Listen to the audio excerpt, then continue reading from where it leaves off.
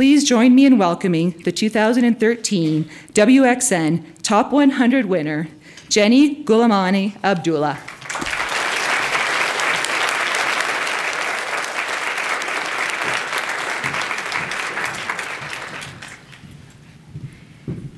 Thank you, Ms. Tozer, for that generous introduction. It is my absolute pleasure to address such a highly esteemed group of women this afternoon.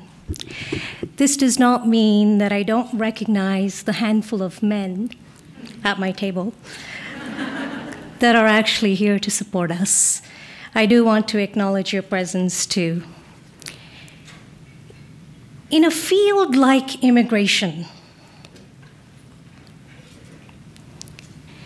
you can probably understand that most of my clients are stationed abroad. They're the ones seeking to enter Canada, and when they are finally in the country, they are no longer my clients. So most of my work is done by conference calls, Skype meetings, Adobe Connect, GoToMeeting, etc. With clients and immigration officers around the world, you can imagine what a typical day looks like for me. For example, through Australia, which is 16 hours ahead. Locally, right here at home, in the office, my meetings then would be limited to either employers who seek to bring in foreign workers or employees, or family members who seek to be reunited with parents, children, grandparents, spouses. These meetings are usually one-time consultations, and the rest is through technology. Over the last 2 decades, much has changed with advanced technology and globalization, with increased mobility, where one can deliver a presentation in various parts of the world while vacationing with family. Usually when I meet a client for the first time, there is confusion. Abdullah is a very common Muslim name. It's like the ordinary Smith as your last name. Gulamani is a very Indian or Southeast Asian name, and so with Jenny to start with,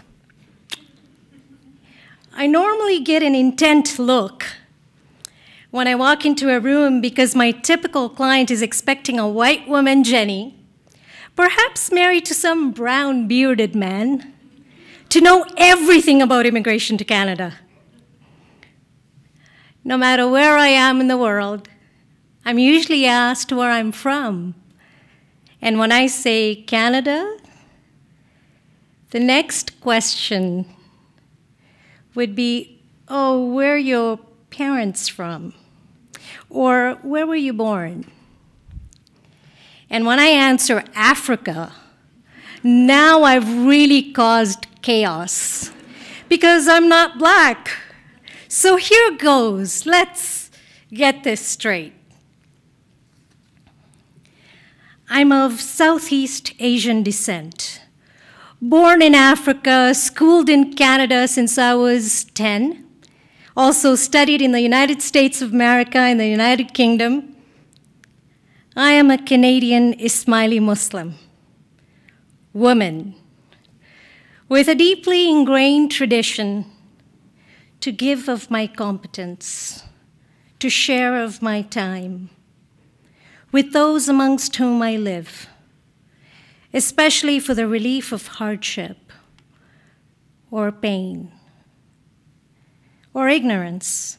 Now, why is this important? Because this is my identity. I'm a woman and also a member of the visible minority. And what I know through my own experience is that the more secure we are in our own identities, the more effective we can be in reaching out to others. A quote I truly live by. What does this mean where the glass ceiling is concerned? Well, let me give you 3 quick stories. It was my very first job at an immigration consulting firm in Toronto on Yonge Street. I was hired right after my initial interview, and the very first week, I saw the ad of the firm in a Muslim newspaper with my last name in bigger font than the name of the firm. I quickly realized that it was my name that was attracting the Muslim clientele. I didn't speak Arabic, though. When the firm discovered that I spoke Gujarati, which is an East Indian dialect, or East Indian language, they started to place these ads in the Hindi and other Indian newspapers, which of course attracted clients from that group. I now knew that it was my name that brought the clients to the firm. And so I asked myself why I could not do this on my own. What was the firm doing for me? Because I knew what I was doing for them. My very first lesson learned was to trust my own instinct and follow my heart. I set up my practice soon after. Best decision I ever made. This change brought about many opportunities. The second story I want to share with you was when I was at the 2-week mark prior to delivering my very first child, Iman, which means faith. And I had a client come in from the United Kingdom and was desperate to see me that day. I could not fit into any of my maternity business suits, as I had gained 53 pounds. Now, let me give you a visual. I started at 95 pounds. I'd gained more than half my total body weight. I remember being able to fit into my one and only red power dress and asked the client to drop by at home in the evening because I could not drive in my state. The client agreed, and when he walked in with his wife, he was just speechless. I walked him into our study, and of course, the first thing he said was, "Are you going to be able to do this?" And I remember asking him, "You mean deliver this baby?"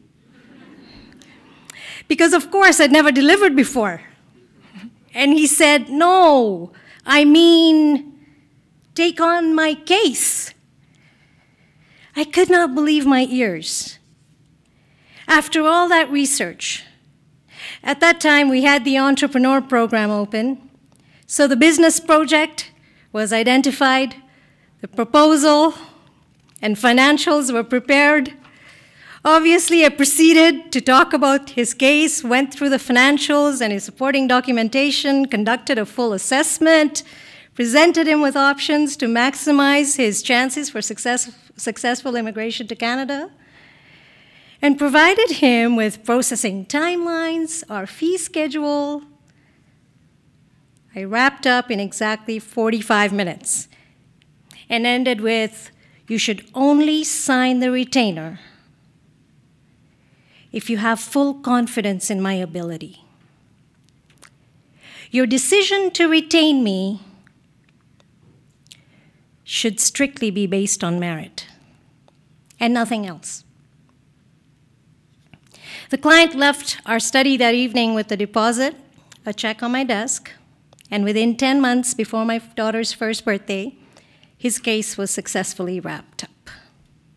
He was, of course, really happy, and until today runs his chain of hotels might add quite profitably.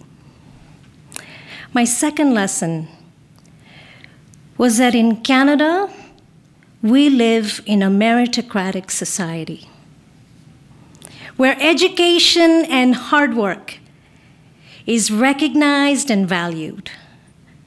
And no matter who you are and what you look like, at the end of the day, if you're knowledgeable,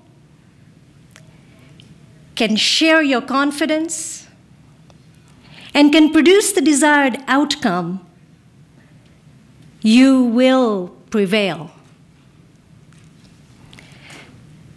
The final story I want to share with you is one that involves the concept of service. All of us serve in some capacity. After all, we are Canadians.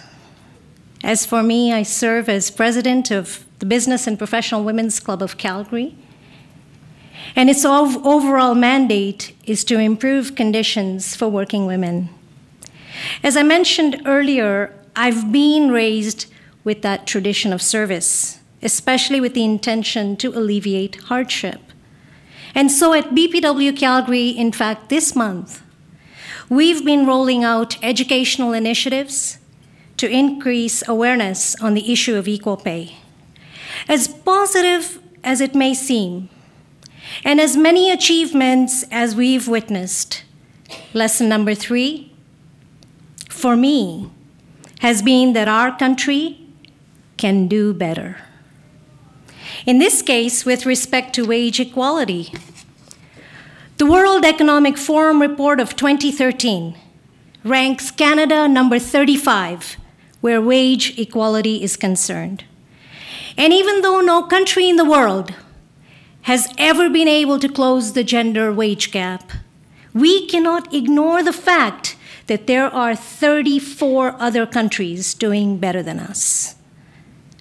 In Canada today, with more women, more single women heading their own households, and with more women outliving men, but slipping into poverty in their retirement, the issue of equal pay has become even more urgent and needs to be addressed.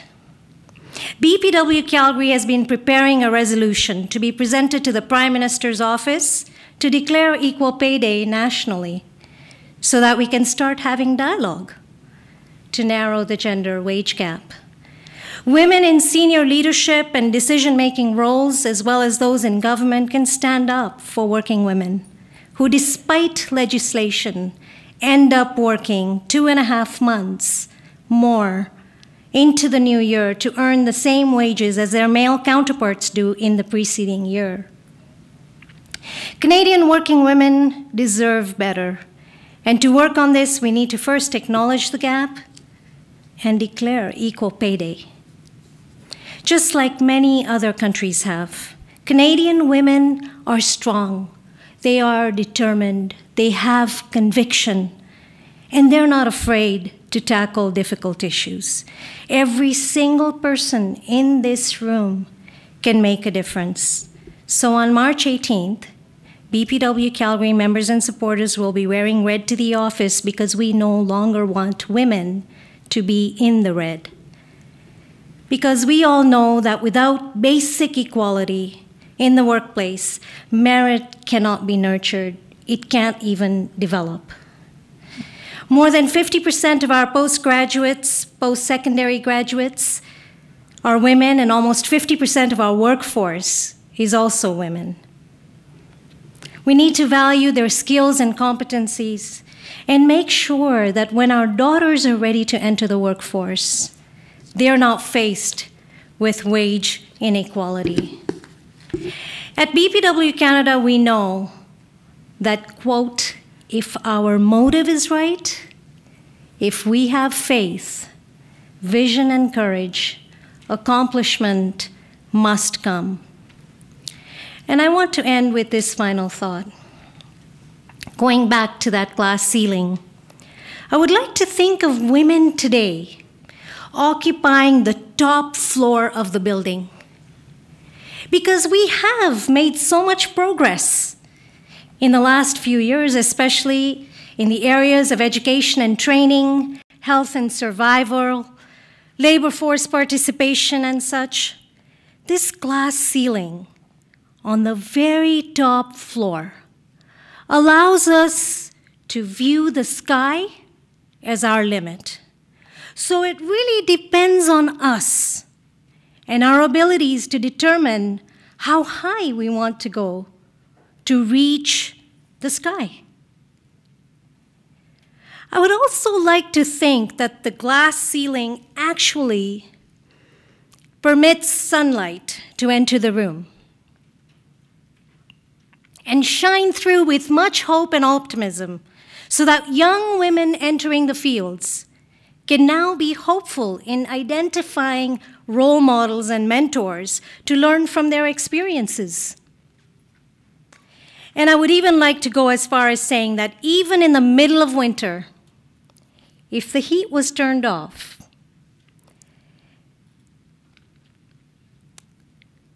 on that top floor of that room, that natural sunlight entering through that glass ceiling would be sufficient to keep us all warm. I'm referring to male-dominated fields, which can be intimidating and daunting. Those of us who practice in these fields have had some time to contribute so meaningfully that young women considering these fields today will not face the hurdles that we had once faced. It's simply perspective.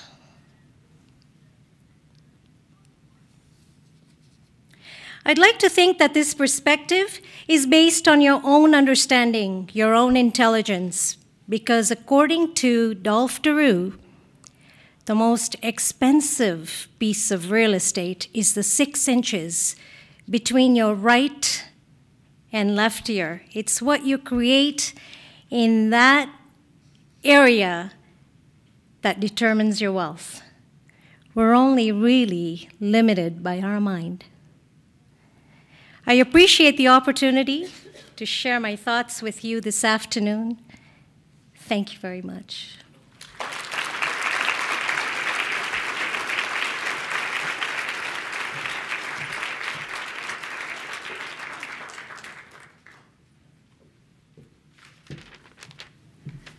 Good afternoon. I'm Lisa Watson. I'm the Director of Wholesale Human Resources at Agrium. We're a proud platinum sponsor of WXN. Thank you very much, Jenny, for that really interesting story and commentary. I'm a lawyer by background and training myself, so I am all too familiar with the glass ceiling, and I don't think we get enough